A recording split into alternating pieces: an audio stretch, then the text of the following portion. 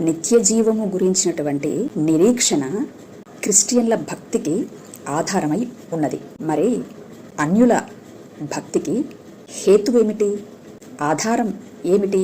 లోక సంబంధమైనటువంటి కోరికలు తీర్చుకున్నటకు మాత్రమేనా, లేక నిత్య జీవమును గురించినటువంటి నిరీక్షణ కూడా మీ భక్తిలో ఉన్నదా? అయితే మట్టికి నిర్ణయించినటువంటి మృత్యువై మృత్యువును జయించి మృతులలో నుంచి మహిమకు పునరుద్ధానమైనటువంటి, అనగా గుణాతీతము నాశనరహితము అయినటువంటి జీవుడు ఎవరున్నారని మీరు చెప్తున్నారు మిత్రమా?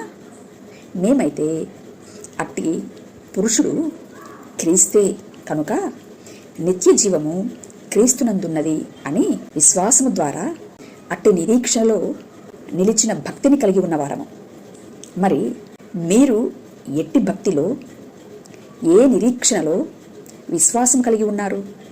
ఒకసారి మఠాధిపతులు, పీఠాధిపతులు, పండితులు, శాస్త్రులు ఈ మా మాటలను ఆలోచించగలరని మనవి. Thank you. నమస్తే.